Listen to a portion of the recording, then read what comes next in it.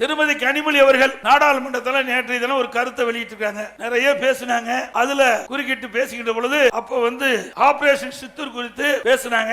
Operation Chittoor குறித்து இந்தியாவின் நிலைப்பாட்டை உலக நாடுகளுக்கு எடுத்து சொல்வதற்காக 7 குழு அமைக்கப்பட்டு அதுல ஒரு குழுக்கு திருமதி கனிமொழி அவர்கள் தலைமை தாங்கி போனாங்க.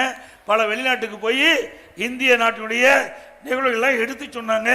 இப்போ நேற்றைய தினம் நாடாளுமன்றத்தில் பேசும்போது பெஹல்காம் பயங்கரவாத தாக்குதல் அதை முன்கூட்டியே உளவுத்துறையின் மூலியமாக அறியாதது, அதை உரிய முறையில் அறிந்திருந்தா அந்த பயங்கரவாத தடுப்பை நிறுத்தி இருக்கலாம் என்று இங்க பேசுறாங்க.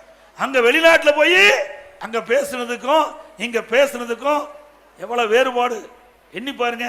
நம்ம பத்தி வெளிநாட்டு தலைவர்கள் என்ன நினைப்பாங்க? இந்த அம்மா தலைமை தாங்கி வெளிநாடு போய் இந்திய நாட்டுடைய நிலைப்பாட்டெல்லாம் எடுத்து சொல்லிட்டு வந்திருக்காங்க. நாம ஆபரேஷன் சித்தூர் பற்றி தெளிவுபடுத்தி வந்த பிறகு இங்க இருக்கிற பாரதிய ஜனதா அரசாங்கத்தை பற்றி குறை சொல்றாங்கன்னா இதுக்கு அரசியல் காழ்ப்புணர்ச்சியின் காரணமாக அவர் இந்த கருத்தை சொல்லியிருக்கிறார்கள். இது ஏற்றுக்கொள்ள முடியாத ஒன்று.